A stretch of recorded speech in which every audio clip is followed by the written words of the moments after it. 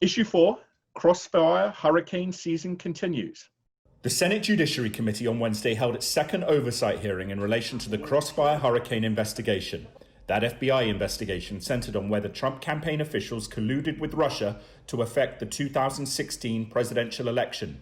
Republican Chairman Lindsey Graham asked former Deputy Attorney General Sally Yates whether she would have signed off on a warrant to monitor Trump campaign official Carter Page if she knew what she knows now. No, if I had known that it contained incorrect information, I certainly wouldn't have signed. Thank you. And do you agree with me it did contain incorrect information? I know that now based on the Horowitz report. That's all I'm trying to say. Clarence, your thoughts on this issue? Obviously, because of the political ramifications of a president and his campaign being monitored, it is a big concern for Republicans, but Democrats say, many Democrats say this is exaggerated, not a big deal. What say you? Well, the one thing Lindsey Graham, who is a lawyer, and the Republicans in general have been kind of glossing over is the issue of why was the Obama administration or Sally Yates interested in Carter Page and the dealings of Flynn behind the scenes with the Russians. It looks suspicious. How much more do FBI people need? But suspicious acts at every turn. Yates, or rather, Flynn was trying to conceal his actions, and you didn't have to be aiming at electoral espionage in order to be interested in what Yates was or what Flynn was talking to the Russians about. And I think that's really all it is. But the other scenario that this was some nefarious act out of the Oval Office, which President Trump has been trying to push, that seemed to be guiding Graham's questions. You know, Matt, there's a legitimate point there, isn't there, that if you're hanging around as Carter Page was with SVR offices in New York and Michael Flynn, you're talking to the Russian ambassador, you might expect that those activities would ping on the national security apparatus radar and should ping, perhaps, no?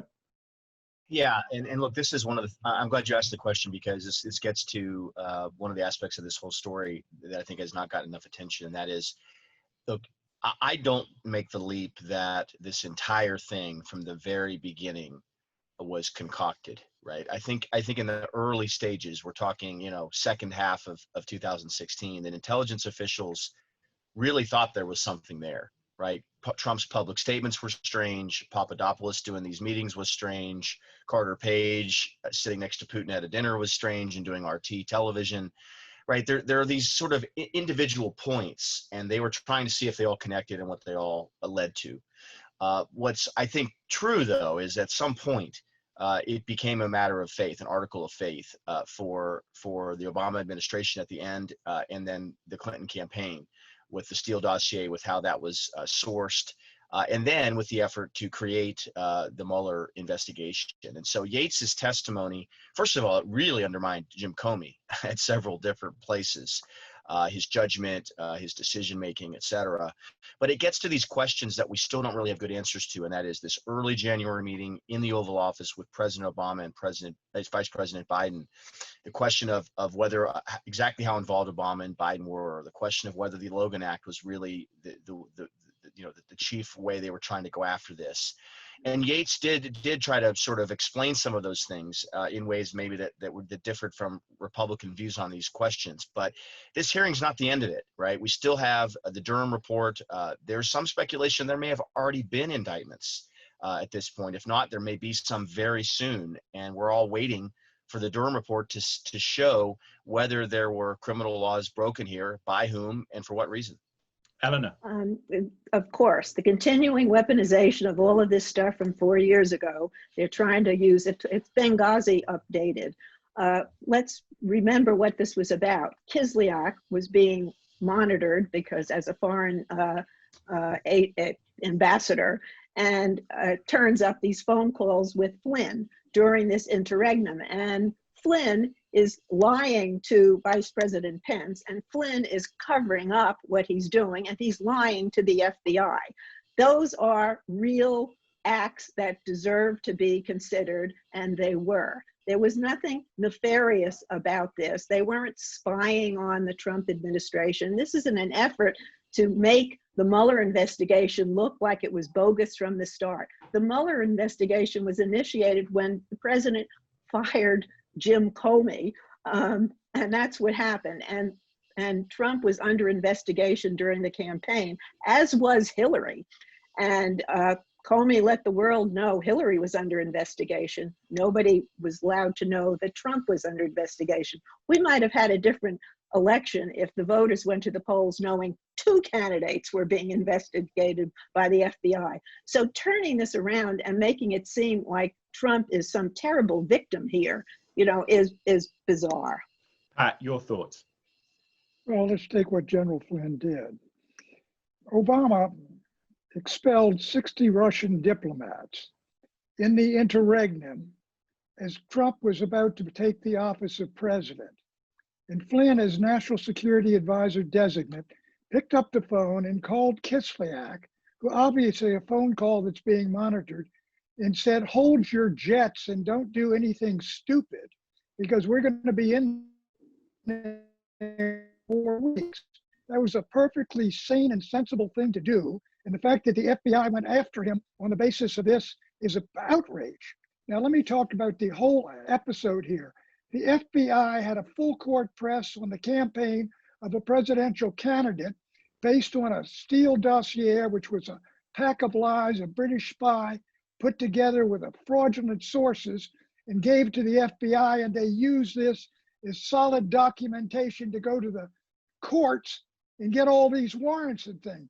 The FBI, what is this agency, which all of us used to admire when we were young, doing running around investigating American presidential candidates? It turned out there was no Russia investigation. Poor Mueller had to admit that after 2 years. My answer would be what they were doing wasn't nearly as bad as what J. Edgar Hoover used to do. And they were perfectly justified with all these suspicious activities going on to say, what the heck is Flynn up to? Carter Page, all these other folks, because you know they were keeping a clam on top of their activities at that time. There was a lot of independent diplomacy going on. Yeah, I question whether the Logan Act was violated or not. It's worth an investigation at least.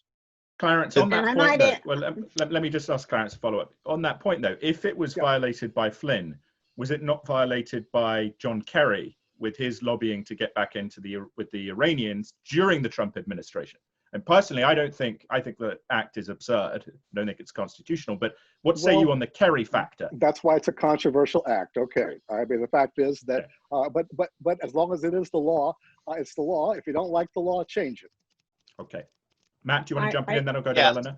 Yeah. There's two things I think that need to be put on the table here in response to Eleanor, and that is, I mean, I would ask 2 questions to Eleanor. Number one, are you okay with lies to the FISA court? And we know there were at minimum errors, at maximum lies in the FISA applications. That should bother everyone because the FISA court only has one party. There's no one on the other side. The burden has to be very, very high, and it's up to prosecutors to put good and bad information in there so the judges can rule on them. And then the second is to the question of Flynn. Look, Flynn was entrapped. They had the recording and the transcript of Flynn's call with Kislyak. And then they asked him questions about it. For some reason, he chose to lie. He shouldn't have done that. But the lies were not material because they had the transcript. So number one, does lying to the FISA court not bother you? And does it not bother you the entrapment of Flynn where they used his son as a way to try to prosecute the father? Let's let Eleanor. One, take that dossier out of that FISA application and Carter Page still would have been under investigation. It was a small part. It was not a major part. Secondly, you so easily dismiss lying. General Flynn is somebody who understands what the FBI is about, who understands about foreign relations, who must have known what he was doing. It was extremely odd behavior that was worth looking at. And then lastly, I would say, as we come to the end of this chapter of the Trump presidency, we still don't know the full story of Donald Trump and Vladimir Putin and all of the bizarre behavior that I'm not going to take the time to tick it off. But Pat, I think we will Pat know. Mueller, We will need a know new about it. investigation. We will know about it. The Southern District of New York has gotten some interesting, records and so forth and so on. Eleanor, So Eleanor, the story is still being written. you sound like somebody I used to admire to a degree when I was a child, Senator Joseph McCarthy. Well, just read the first few pages of the Mueller report. You can see he had evidence, but he didn't want to prosecute because of FBI policy. all right. Well, let's Parasitic finish this president. with a little round robin. I predicted, I think last week or the week before, that Christopher Wray would be kept on as the FBI director if Joe Biden wins the presidency. Let's go round and say whether I'm right or wrong. Pat? I think so. Biden is basically a moderate. He's not a Okay. revolutionary or radical. Eleanor? Is that a 10-year term basically with, Yeah. I don't necessarily see that there would be any reason to get rid of him. Matt? Yeah, I don't think Christopher Wray has done anything to undermine his position with Democrats. So if Biden won, they should have a level of trust there. If anything, he's had some difficult relationships with the Trump team at times. So I do think he's likely to stay. And we need to get back to FBI directors serving for 10 years. So they're not switching every 4 years or every 8 years, as if they're a political appointee at some cabinet agency. Clarence? How can I resist an opportunity to have Pat, Eleanor, Matt, and me agree on something? I think you're absolutely right, folks. Okay, Go very, Ray. very good. And Common maybe ground. one day we can get the same with the CIA.